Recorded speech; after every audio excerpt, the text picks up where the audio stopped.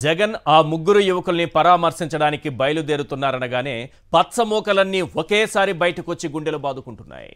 Rowdy షీటర్లను పరామర్శిస్తారా అంటూ శోకాలు పెడుతున్నాయి. చంద్రబాబు అయినా లోకేష్ అయినా నాదెండ్ల మనోహర్ అయినా రెడ్ బుక్ను అమలు చేస్తున్న పోలీసులైనా ఈ ప్రశ్నలకు సమాధానం చెప్పాలి.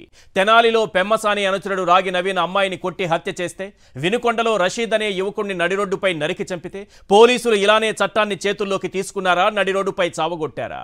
ముచ్చుమరిలో 9 ఏళ్ల బాలికను అమానుషంగా అత్యాచారం చేసి చంపేస్తే, తిరుపతిలో దళిత విద్యార్థి జేమ్స్ను కొట్టి మూత్రం తాగిస్తే పోలీసులు ఇలానే చట్టాన్ని చేతుల్లోకి తీసుకున్నారా? నడిరోడ్డుపై చావగొట్టారా?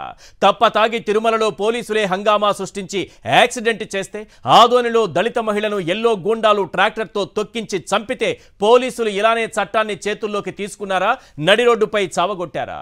రాజమండ్రిలో ఫార్మసీ విద్యార్థిని నాగాంజలిని అమానుషంగా చంపేసిన కేసులో కానీ, చీరాలలో బహిర్భూమికి వెళ్లిన మహిళను అత్యాచారం చేసి చంపేసిన కేసులో కానీ, పలాసలో 2 విద్యార్థినులను బర్త్డే పార్టీకి పిలిచి గ్యాంగ్ రేప్ చేసిన కేసులో కానీ, దళిత డాక్టర్ ఉమామహేశ్వరరావుపై జనసేన ఎమ్మెల్యే దాడి చేసిన కేసులో కానీ పోలీసులు ఇలానే చట్టాన్ని చేతుల్లోకి తీసుకున్నారా? నడిరోడ్డుపై చావబాదారా?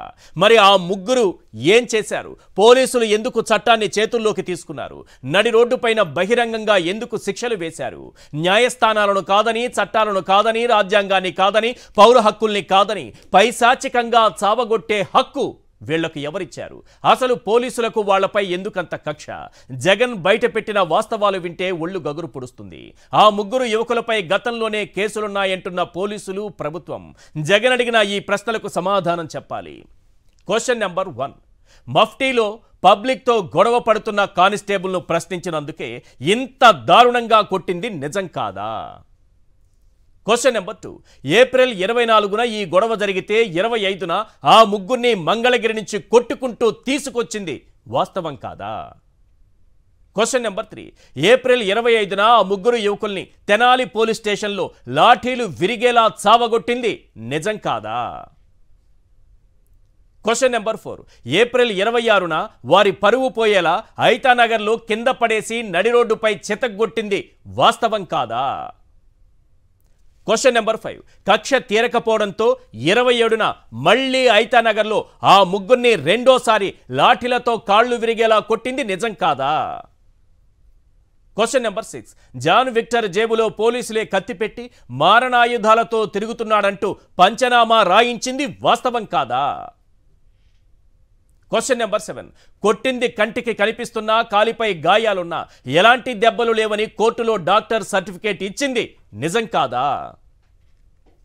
Question number 8. పోలీసులు కొట్టారని జడ్జికి చెబితే ఎస్పీ ఆఫీస్కు తీసుకొచ్చి కరెంటు షాక్ ఇస్తామని బెదిరించింది వాస్తవం కాదా? Question number 9.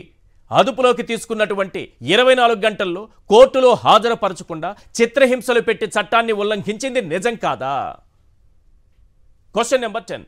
వీడియో బయటపడిన తరువాతే రౌడీ షీట్ ఓపెన్ చేసి గంజాయి బ్యాచ్ అంటూ దుష్ప్రచారం చేసింది వాస్తవం కాదా? ఈ ప్రశ్నలకు సమాధానం రావాలి.